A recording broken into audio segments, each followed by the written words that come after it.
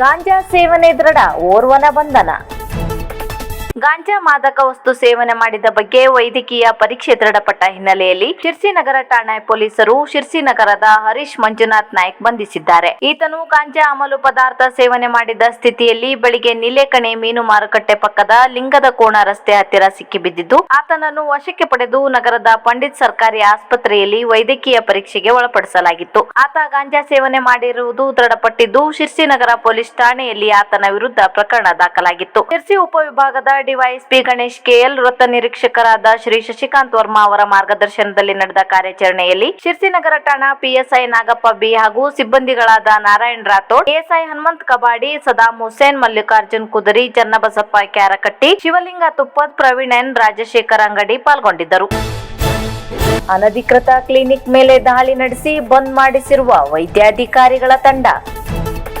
KPME Mundgod ಪ್ರಾಧಿಕಾರವು ನಡೆಸಿದ ಮಹತ್ವದ ಕಾರ್ಯಾಚರಣೆಯಲ್ಲಿ ಮುಂಡಗೋಡ್ ತಾಲೂಕಿನ ಅನಧಿಕೃತವಾಗಿ ಕ್ಲಿನಿಕ್ ನಡೆಸುತ್ತಿದ್ದ 4 ಕ್ಲಿನಿಕ್ಗಳನ್ನು ಬಂದ್ ಮಾಡಿಸಿ ನೋಟಿಸ್ ನೀಡಲಾಗಿದೆ. ಮುಂಡಗೋಡ್ ನಗರ ಪ್ರದೇಶದಲ್ಲಿದ್ದ 3 ಹಾಗೂ ಗ್ರಾಮೀಣ ಪ್ರದೇಶದಲ್ಲಿದ್ದ 1 ಕ್ಲಿನಿಕ್ ಬಂದ್ ಮಾಡಿಸಲಾಗಿದೆ. ಸಾಲ್ಗಾಂವ್ ಗ್ರಾಮದಲ್ಲಿ ವೈದ್ಯ ವಿನೋದ್ ನಾಗೇಂದ್ರ ಕಾಜ್ಗಾರ್, ಹುಬ್ಬಳ್ಳಿ ಶಿರ್ಸಿ ರಸ್ತೆಯಲ್ಲಿ ಮಕ್ಕಳ ಆಸ್ಪತ್ರೆ ನಡೆಸುತ್ತಿದ್ದ ಡಾಕ್ಟರ್ ಕಿರಣ್, ಹುಬ್ಬಳ್ಳಿ ಶಿರ್ಸಿ ರಸ್ತೆಯಲ್ಲಿರುವ ಶ್ರೀ ಪಾಂಡುರಂಗ್ ಕ್ಲಿನಿಕ್ ನಡೆಸುತ್ತಿದ್ದ ಡಾಕ್ಟರ್ ಅಭಯ್ ಇಳಿಗೆ ಹಾಗೂ ಟಿಡಿಬಿ ರಸ್ತೆಯಲ್ಲಿ ಡಾಕ್ಟರ್ ಭಾಸ್ಕರ್ ರಾವ್ ನಡೆಸುತ್ತಿದ್ದ ಕ್ಲಿನಿಕ್ಗೆ ಭೇಟಿ ನೀಡಿ ಪರಿಶೀಲಿಸಿದ ಬಳಿಕ ಬಂದ್ ಮಾಡಿಸಲಾಗಿದೆ ಎಂದು ವೈದ್ಯಾಧಿಕಾರಿಗಳು ತಿಳಿಸಿದ್ದಾರೆ. ಈ ಕಾರ್ಯಾಚರಣೆಯಲ್ಲಿ ಜಿಲ್ಲಾ ಕುಟುಂಬ ಕಲ್ಯಾಣ ಅಧಿಕಾರಿ ಡಾಕ್ಟರ್ ಅಶ್ವಿನ್ ಬೋರ್ಕರ್, ತಾಲೂಕಾ ವೈದ್ಯಾಧಿಕಾರಿ ಡಾಕ್ಟರ್ ನರೇಂದ್ರ ಪವಾರ್, ಆಯುಷ್ ವೈದ್ಯಾಧಿಕಾರಿ ಡಾಕ್ಟರ್ ಸಂಜೀವ್ ಕಲಗಲಿ, ಸರ್ಕಾರಿ ಆಸ್ಪತ್ರೆಯ ಆಡಳಿತ ವೈದ್ಯಾಧಿಕಾರಿಗಳಾದ ಭರತ್ ಡಿಟಿ, ಡಾಕ್ಟರ್ ಸ್ವರೂಪ್ ರಾಣಿ ಪಾಟೀಲ್ ಹಾಗೂ ಪೊಲೀಸರು ಪಾಲ್ಗೊಂಡಿದ್ದರು.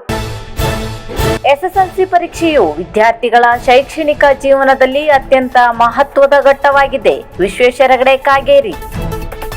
ಎಸ್ಎಸ್ಎಲ್ಸಿ ಪರೀಕ್ಷೆಯು ವಿದ್ಯಾರ್ಥಿಗಳ ಶೈಕ್ಷಣಿಕ ಜೀವನದಲ್ಲಿ ಅತ್ಯಂತ ಮಹತ್ವದ ಘಟ್ಟವಾಗಿದೆ. ಇದು ಅವರ ಭವಿಷ್ಯದ ಶೈಕ್ಷಣಿಕ ಮತ್ತು ವೃತ್ತಿಪರ ಮಾರ್ಗವನ್ನು ನಿರ್ಧರಿಸುವಲ್ಲಿ ನಿರ್ಣಾಯಕ ಪಾತ್ರ ವಹಿಸುತ್ತದೆ. ನಮ್ಮ ಜಿಲ್ಲೆಯ ವಿದ್ಯಾರ್ಥಿಗಳು ಈ ಹಿಂದೆ ಅತ್ಯುತ್ತಮ ಸಾಧನೆಗಳನ್ನು ಮಾಡಿದ್ದಾರೆ ಮತ್ತು ರಾಜ್ಯ ಮಟ್ಟದ ಶ್ರೇಯಾಂಕ ಪಟ್ಟಿಯಲ್ಲಿ ಮುಂಚೂಣಿಯಲ್ಲಿದ್ದಾರೆ. ಅವರ ಸಾಮರ್ಥ್ಯ ಮತ್ತು ಸಾಧನೆಯ ಇಚ್ಛಾಶಕ್ತಿಯನ್ನು ಗಮನದಲ್ಲಿಟ್ಟುಕೊಂಡು ಪೋಷಕರು ಮಕ್ಕಳ ಮೇಲೆ ಅನಗತ್ಯ ಒತ್ತಡ ಹೇರುವುದನ್ನು ತಪ್ಪಿಸಬೇಕು. ಬದಲಿಗೆ ಅವರ ಆತ್ಮವಿಶ್ವಾಸವನ್ನು ಹೆಚ್ಚಿಸಿ ಪ್ರೋತ್ಸಾಹಿಸಬೇಕು. ವಿದ್ಯಾರ್ಥಿಗಳು ಯಾವುದೇ ಆತಂಕ ಅಥವಾ ಪರೀಕ್ಷೆ ಭಯಕ್ಕೆ ಒಳಗಾಗದೆ ಈ ಅವಕಾಶವನ್ನು ಸದುಪಯೋಗ ಪಡಿಸಿಕೊಳ್ಳಬೇಕು ಮತ್ತು ನಮ್ಮ ಜಿಲ್ಲೆಯನ್ನು ಮತ್ತೊಮ್ಮೆ ರಾಜ್ಯ ಮಟ್ಟದಲ್ಲಿ ಗುರುತಿಸುವಂತೆ ಮಾಡಬೇಕು. ಪ್ರಸ್ತುತ ಬಿಸಿಲಿನ ತಾಪಮಾನ ಹೆಚ್ಚಾಗಿರುವುದರಿಂದ ವಿದ್ಯಾರ್ಥಿಗಳು ತಮ್ಮ ಆರೋಗ್ಯದ ಬಗ್ಗೆ ವಿಶೇಷ ಕಾಳಜಿ ವಹಿಸುವುದು ಅತ್ಯಗತ್ಯ. ಆರೋಗ್ಯಕರ ಆಹಾರ ಸೇವನೆ ಮತ್ತು ಸಾಕಷ್ಟು ವಿಶ್ರಾಂತಿ ಪಡೆಯುವ ಮೂಲಕ ಅವರು ದೈಹಿಕ ಮತ್ತು ಮಾನಸಿಕವಾಗಿ ಸದೃಢರಾಗಿ ಪರೀಕ್ಷೆಯನ್ನು ಎದುರಿಸಬೇಕೆಂದು ಸಂಸದ ವಿಶ್ವೇಶ್ವರ ಹೆಗಡೆ ಕಾಗೇರಿ ಅವರು ಎಲ್ಲ ವಿದ್ಯಾರ್ಥಿಗಳಿಗೆ ಶುಭ ಹಾರೈಸಿದ್ದಾರೆ. ಬೆಂಕಿ ಚೆಂಡಿನಂತಾಗಿರುವ ಆನಂದ್ ಸಾಲೇರ್, ನಾಗರಾಜ್ ಖಾದರ್. ನಿನ್ನೆ ನಗರಸಭೆಯಲ್ಲಿ ನಡೆದ ಸಭೆಯಲ್ಲಿ ಕೆಂಗ್ರೆ ಒಳಗೆ ಅಳವಡಿಸಲಾಗಿದ್ದ ಬಹುಲಕ್ಷ ಮೌಲ್ಯದ ಹಳೆ ಪೈಪ್ ಕಳ್ಳತನ ಪ್ರಕರಣ ಚರ್ಚೆಗೆ ಗ್ರಾಸವಾಗಿತ್ತು. ನಗರಸಭೆಯ ವಿರೋಧ ಪಕ್ಷದ ಸದಸ್ಯರಂತೆ ಆಡಳಿತದ ಪಕ್ಷದ ಸದಸ್ಯರು, ನಾಮನಿರ್ದೇಶಿತ ಸದಸ್ಯರು ಕೂಡ ಪೌರಾಯುಕ್ತರ ಮೇಲೆ ಹರಿಹಾಯ್ದು ಈ ಪ್ರಕರಣದ ಪಕ್ಕಾ ತನಿಖೆಯಾಗಲೇಬೇಕೆಂದು ಹಠ ಹಿಡಿದು ಆಗ್ರಹಿಸಿದ ಘಟನೆ ನಡೆಯಿತು. ಈ ಪ್ರಕರಣಕ್ಕೆ ಸಂಬಂಧಿಸಿ ಸಿಡಿಗುಂಡಿನಂತಾಗಿರುವ ಸದಸ್ಯರುಗಳಾದ ಆನಂದ್ ಸಾಲೇರ್, ನಾಗರಾಜ್ ನಾಯ್ಕ್, ಖಾದರ್ ಹನುಮಟ್ಟಿ ಅವರು ಪೊಲೀಸರ ತನಿಖೆಗೆ ಎಲ್ಲಾ ಸದಸ್ಯರ ಸಹಕಾರ ಇರುವಾಗಲೂ ಕೂಡ ಆರೋಪಿಗಳನ್ನು ಹಿಡಿಯಲು ಏಕೆಷ್ಟು ವಿಳಂಬವಾಗುತ್ತಿದೆ? ತನಿಖೆ ವಿಳಂಬವಾದಷ್ಟು ಜನರಲ್ಲಿ ಸದಸ್ಯರ ಬಗ್ಗೆ ಇನ್ನಷ್ಟು ಸಂಶಯ ಮೂಡುತ್ತದೆ. ಹೋದ ಕಡೆಗಳಲ್ಲಿ ಸದಸ್ಯರ ಮೇಲೆ ಪೈಪ್ ಕಳ್ಳತನದ ಆರೋಪ ಕೇಳಿ ಬರುತ್ತಿದೆ. ವಾರ್ಡ್ನಲ್ಲಂತೂ ತಿರುಗಾಡುವಂತಿಲ್ಲ. ಈ ಪ್ರಕರಣದ ಹಾದಿ ತಪ್ಪಿದರೆ ಪೌರಾಯುಕ್ತರೇ ಇದರ ಜವಾಬ್ದಾರಿ ಹೊರಬೇಕೆಂದಿರುವ ಸದಸ್ಯರು ಕೂಡಲೇ ತನಿಖೆಯಾಗಬೇಕೆಂದು ಪೌರಾಯುಕ್ತರಾದ ಕಾಂತರಾಜ್ ಅವರಿಗೆ ಒತ್ತಡ ಹಾಕಿದ ಪ್ರಸಂಗ ನಡೆಯಿತು.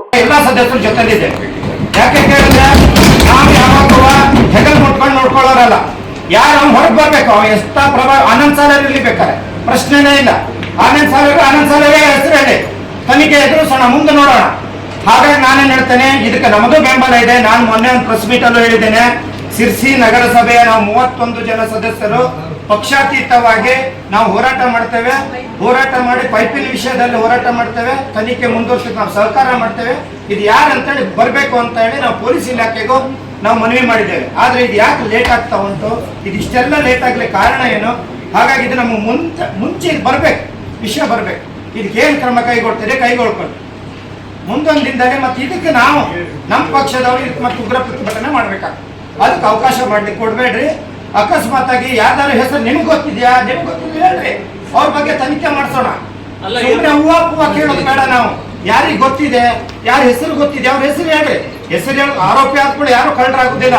ಅದು ತನಿಖೆ ಎದುರಿಸ್ಬೇಕು. ತನಿಖೆ ಎದುರಿಸಿದ ನಂತರ ಆಗೋದಲ್ಲ. ಅದಕ್ಕೆ ಪೌರಾಯುಕ್ತರಿಗೆ ನಾವು ಮನವಿ ಮಾಡ್ಕೊಳ್ತೇವೆ. ನಾವೆಲ್ಲ ಸದಸ್ಯರ ಪರವಾಗಿ ನೀವು ಆದಷ್ಟು ಲಘು ಈ ತನಿಖೆನ ಮುಂದುವರಿಸ್ಕೊಂಡು ಯಾರು ಕಳ್ಳರು, ಯಾರು ಕದ್ದಿದ್ದಾರೆ ಅವ್ರನ್ನ ಆದಷ್ಟು ಅರೆಸ್ಟ್ ಮಾಡಿ ಅವ್ರನ್ನ ತನಿಖೆ ಮಾಡ್ಬೇಕಂತ ನಾ ಕೇಳ್ಕೊಳ್ತೇವೆ. ಏನಂತೀರಿ ಸದಸ್ಯರು? ಪರಿಸ್ಥಿತಿ ಎಲ್ಲಿ ಹೋಗ್ಬಿಟ್ಟಿದೆ ಅಂತ ಹೇಳಿದ್ರೆ, ನೀವು ಮಾಡಿದ ತಪ್ಪಿಗೆ ಅಧಿಕಾರಿಗಳೇ ಹೊಣೆಗಾರರಿಗೆ. ನೀವು ಮಾಡಿದ ತಪ್ಪಿಗೆ ನಾವು ಸ್ಕೂಲಿಗೆ ಹೋಗಿ ಮಕ್ಕಳಿಗೆ ಕರ್ಕ ಬರ್ಬೇಕಾದ್ರೂ ಕೇಳ್ತಾರೆ ಅದೇನು ಹಗರಣ ಮಾಡಿ. ಮೀನು ತರ್ಲಿಕ್ಕೆ ಹೋಗಂಗಿಲ್ಲ, ಮಾರ್ಕೆಟಿಗೆ ತರಕಾರಿ ತರಕ್ಕೆ ಹೋಗಂಗಿಲ್ಲ. ಅದೇ ಪೈಪ್ ದುಡ್ಡಲ್ಲಿ ತರಕಾರಿ ತಗೊಂಡು ಹೋಗ್ತಾರೇನೋ, ಅದೇ ಇದ್ರಲ್ಲಿ ಮೀನು ತಗೊಂಡು ಹೋಗ್ತಾ ಇದ್ದಾರೇನೋ ಅಂತ ಪರಿಸ್ಥಿತಿ ಉದ್ಭವ. ಇದು ಒಂದೇ ಅಲ್ಲ ಅಂತಾರೆ. ನಮ್ಮ ಸಿರ್ಸಿ ನಗರಸಭೆ ಎಷ್ಟು ಹದಗೆಟ್ಟದ ಅಂತ ಹೇಳಿದ್ರೆ, ಪ್ರತಿಯೊಂದರಲ್ಲೂ ಆ ನಾಯಿ ಹಿಡಿಯೋದು ಹಿಡಿದು ಈಗ ಪೈಪ್ ಲೈನ್ ಹಾಕಿರಿ, ಇಡೀ ಊರ ಸರ್ವನಾಶ ಮಾಡಿಟ್ಟಿದ್ರಿ. ಕೇಳ್ರಿ ಅಲ್ಲಿ ಉಪಾಧ್ಯಕ್ಷರಿಗೆ ಕೇಳ್ರಿ, ಸಂಕ್ರಾಂತಿಗೆ ಹೋಗ್ಬೇಕಾದ್ರೆ ಎಂತ ರಸ್ತೆ ಅದು, ಇವ್ರು ಪ್ಯಾಚ್ ವರ್ಕ್ ಮಾಡ್ತಾರಂತೆ. ಸಿರ್ಸಿ ಮಳೆಗಾಲದಲ್ಲಿ ಪ್ಯಾಚ್ ವರ್ಕ್ ನಿಲ್ತದೆ ಇಲ್ಲಿದು? ನೀವು ಅದೇನ್ ಮಾಡ್ತಿರೋ ಗೊತ್ತಿಲ್ಲ. ಇದು ತನಿಖೆ ನೀವೇ ಹೊಣೆಗಾರದಂತೆ, ಅಧಿಕಾರಿಗಳೇ. ನೀವು ಅದೇನಂತ ಕ್ರಮ ತಗೊಳ್ಬೇಕು. ಅದೇನಂತ 31 ಮಕ್ಕಳ ಸಹಿ ಜನ ಇದಾರಲ್ಲ, ಅವ್ರ ಹೆಸರು ಆಗ್ತಾ ಉಂಟು, ಪದೇ ಪದೇ ಪೇಪರ್ ಬರ್ತಾ ಉಂಟು. ಯಾಕೆ ಹೆಸರು ಮಾಡ್ಕೊಳ್ಬೇಕು ನಾವು? ಈ ಮಹಿಳೆಯರಿಗೆ ಗೊತ್ತುಂಟು ಅದು. ಅವ್ರು ಯಾಕೆ ಹೆಸರು ಮಾಡ್ಕೊಳ್ಬೇಕು? ಯಾರೋ ತಿಂದಿದ್ದು, ಯಾರೇ ಒರ್ಸೋದು ಎಲ್ಲರೂ ಹೇಳ್ಸ್ಕೋಬೇಕಾ? ಒಂದು ವಾರ್ಡಲ್ಲಿ ತಿರ್ಲಿಕ್ಕೆ ಆಗುದಿಲ್ರಿ. ನಮ್ಮ ಪರಿಸ್ಥಿತಿ ಎಲ್ಲಿ ಬಂದು ಮೊನ್ನೆ ಒಂದು ಊರಿಗೆ ಹೊರಗಡೆ ಹೋಗಿದ್ದೆ, ನಾನು ಆಂಧ್ರಕ್ಕೆ ಹೋಗಿದ್ದೆ. ಅಲ್ಲೆಲ್ಲ ಪೈಪ್ ಲೈನ್ ಆಗಿತ್ತಾ ಇದ್ರು. ನಾನು ಗಾಡಿಯಲ್ಲಿದ್ದವ್ರು ಹೇಳಿದ್ರು, ನೋಡಿ ಸಿರ್ಸಿ ನಗರಸಭೆ ಪೈಪ್ ಪರಿಸ್ಥಿತಿ ಅಲ್ಲಿಗೆ ಬಂದ್ಬಿಟ್ಟಿದೆ. ನಮ್ಮ ಮರ್ಯಾದೆ ಪ್ರಶ್ನೆ ಆಗಿದೆ. ಅದಕ್ಕೆ ಈಗ ಆದಷ್ಟು ಲಘು ತನಿಖೆ ಆಗ್ಬೇಕು. ಈಗ ನೋಡ್ರಿ, ಕಡಿಮೆ ದುಡ್ಡು ಇವತ್ತೇ ಎಷ್ಟು ಲಕ್ಷ ನಮ್ಗೆ ಗೊತ್ತಿಲ್ಲ. ಆದ್ರೆ ಎಲ್ಲ ಕಡೆ ಹೇಳ್ತಾ ಇರೋದೇನು ಕೇಳಿದ್ರೆ 75 ಲಕ್ಷ ಅಂತೆ, 80 ಲಕ್ಷ ಅಂತೆ, 1 ಕೋಟಿ ಅಂತೆ. ಪರಿಸ್ಥಿತಿ ಅಲ್ಲಿಗೆ ಬಂದ್ಬಿಟ್ಟಿದೆ. ಇವತ್ತು ಅದು ಎಷ್ಟೋ ಕಮಿಷನರೇ, ಇವೆಲ್ಲ ನೋಡಿ ಜಂಜಾಟ ನೋಡಿ. ನಗರಸಭೆ ಎಲ್ಲ ಜನ ಬರೋದು ಬಾಳ ದಿನ ಇಲ್ಲ. ನಗರಸಭೆ ಬಂದು ಮುಖ್ಯ ಹಾಕೋದು ಬಾಳ ದಿನ ಇಲ್ಲ. ಅದಕ್ಕೆ ಮಾಡೋದಕ್ಕೆ ಪರಿಸ್ಥಿತಿ ಬಂದೋಯ್ತು ನಮ್ದು. ನಾವ್ ಯಾಕೆ ಹೆಸರು ಮಾಡ್ಕೋಬೇಕು ಹೇಳ್ರಿ? ಆ ಪೇಪರ್ ಅಲ್ಲಿ ಬರ್ತದೆ, ನ್ಯೂಸ್ ಅಲ್ಲಿ ಬರ್ತದೆ. ಏನಂತ ಉತ್ತರ ಕೊಟ್ಟು ಮುಂದುವರಿ. ಇದು ತನಿಖೆ ಅಂತೂ ಆಗ್ತಾ ಇದೆ ಪೊಲೀಸ್ ಮಟ್ಟದಲ್ಲಿ. ಆದ್ರೂ ಅಮಾಯಕರು ಅಂದ್ರೆ ಯಾರು ಮಾಡಿದ ತಪ್ಪಿಗ GCP ಅವರು, ಅಟ್ರಾಕ್ಟಿನ್ ಅವರು ನೋಡ್ರಿ, ಹೀಗೆ ಅವರಿಗೆ ತಿಂಗಳಿಗೆ ಪಾಪ ಅವರೇನು ನಗರಸಭೆ ಟೆಂಡರ್ ಆಗಿತ್ತು ಇಲ್ಲೋ ಅಂತ ಗಾಡಿ ಕೊಡೋದಿಲ್ಲ. ಗಾಡಿಗೆ ಬಾಡಿಗೆ ಕೇಳಿರ್ತಾರೆ, ಕೊಟ್ಟಿರ್ತಾರೆ. ಕೊಡು ತಗೊಂಬಂದು ಈಗ 8-10 ದಿನ ಆಯ್ತು. ಈಗ ತಿಂಗಳಿಗೆ ಕೋರ್ಟಿಗೆ ಹಾಕಿದ್ರೆ ಕೋರ್ಟಿಂದ ಬಿಡಿಸ್ಕೊಡ್ಬೇಕಂದ್ರೆ ತಿಂಗಳಿಗೆ ಹೋಗ್ಬಂದು ಹೆಚ್ಚು ಕಮ್ಮಿ 5-6 ತಿಂಗಳು ಹೋಗ್ಬೋದು. ಇದೆಲ್ಲ ಅಧ್ಯಕ್ಷರು ಒಂದು ಮೀಟಿಂಗ್ ಕರಿಬೇಕಾಗಿತ್ತು, ಕರೀಲಿಲ್ಲ. ನಮ್ಮ ಮಾಜಿ ಅಧ್ಯಕ್ಷರಾದಂಗೆ ಯಾರು ಸೆಷನ್ ಕೊಡೋರು ಅಂದ್ರೆ ಹೇಳಿದಿರಲ್ಲ. ಈಗ ಯಾರು ತಪ್ಪು ಮಾಡಿದ್ದಾರೆ ನಗರಸಭೆ ಎಲ್ಲ ಮೆಂಬರ್ ಮೇಲೆ ಬೇಡ. ನಿನ್ನೆ ನಾನು ಇವ್ರು ಆನಂದ್ ಸರ್ ಇಷ್ಟು ಹುಡುಗ ಬಂದಿದ್ದ ನಮ್ಮ ಮನೆಗೆ. ಈ ಏನ್ರಿ ನಾನ್ ಮೆಂಬರ್ ಅಂತ ಅವನಿಗೆ ಗೊತ್ತಿಲ್ಲ. ನಗರಸಭೆ ಮೆಂಬರ್ ಎಲ್ಲ ಪೈಪ್ ತೆಗೆದು ತಿಂದ್ಬಿಟ್ಟವ್ರೆ. ಅವನು ನಾನು ಮೆಂಬರ್ ಮರೆಯ ಅಂದೆ. ಹೌದು ಅಂತ ನಾವು ಏನ್ ಕೇಳಬೇಕು ನಾವು ಜನರ ಹತ್ರ? ಪೈಪ್ ಮಾಡ್ಕೊಡ್ತೀನಿ, ಪೈಪ್ ತಿಂತದಂತದ್ದು ಏನೋ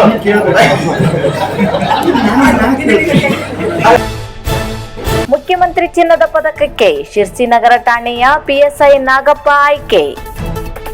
ವೃತ್ತಿ ಪೊಲೀಸ್ ಇಲಾಖೆಯದ್ದಾದರೂ ಮನಸ್ಸು ಕವಿರುದಿಯ. ಆದರೆ ಸಾಹಿತ್ಯಕ್ಕಿಂತ ತಮ್ಮ ವೃತ್ತಿಯಲ್ಲಿಯೇ ಸಾಧನೆ ಮಾಡಿರುವ ಶಿರ್ಸಿ ನಗರ ಠಾಣೆ PSI ನಾಗಪ್ಪ ಬಿ ಇವರಿಗೆ 2022ನೇ ಸಾಲಿನ ಪ್ರತಿಷ್ಠಿತ ಮುಖ್ಯಮಂತ್ರಿ ಚಿನ್ನದ ಪದಕಕ್ಕೆ ಆಯ್ಕೆಯಾಗಿದ್ದಾರೆ. ಇವರಿಗೆ ಶಿರ್ಸಿಯಲ್ಲಿ ಸೇವೆ ಸಲ್ಲಿಸುತ್ತಿರುವಾಗಲೇ ಈ ಪ್ರಶಸ್ತಿಗೆ ಆಯ್ಕೆಯಾಗಿರುವುದು ಶಿರ್ಸಿಗೂ ಹೆಮ್ಮೆಯ ವಿಷಯವಾಗಿದೆ. ಶಿರ್ಸಿ ಮಾರುಕಟ್ಟೆ ಠಾಣೆಯ PSI ಆಗಿ ತಮ್ಮ ನಿಖರವಾದ ಸೇವೆಯ ಮೂಲಕ ಜ್ಞಾನಸಿಹಿ PSI ಎಂದೇ ಗುರುತಿಸಿಕೊಂಡಿದ್ದ ಅವರು ಕಾರವಾರಕ್ಕೆ ವರ್ಗಾವಣೆಗೊಂಡಿದ್ದರು. ನಂತರ ಅವರು ಪುನಃ ಶಿರ್ಸಿ ನಗರ ಠಾಣೆಗೆ ಬಂದು PSI ಆಗಿ ಕಾರ್ಯನಿರ್ವಹಿಸುತ್ತಿದ್ದಾರೆ. ರಾಯಚೂರು ಜಿಲ್ಲೆಯ ಮಸ್ಕಿ ತಾಲೂಕಿನವರಾಗಿರುವ ನಾಗಪ್ಪ ಅವರು ಗುಲ್ಬರ್ಗದಲ್ಲಿ PSI ಆಗಿ ನಿಯೋಜನೆಗೊಂಡ ಬಳಿಕ ಅವರು ಉತ್ತರ ಕನ್ನಡ ಜಿಲ್ಲೆಯ ದಾಂಡೇಲಿ ನಗರ ಠಾಣೆಯ PSI ಆಗಿ ಸೇವೆ ಸಲ್ಲಿಸಿದರು. ನಂತರ ಅವರ ವೃತ್ತಿ ಸೇವೆ ಶಿರ್ಸಿಯಲ್ಲಿ ಆರಂಭಗೊಂಡಿರುವುದನ್ನು ಇಲ್ಲಿ ಉಲ್ಲೇಖಿಸಬಹುದಾಗಿದೆ.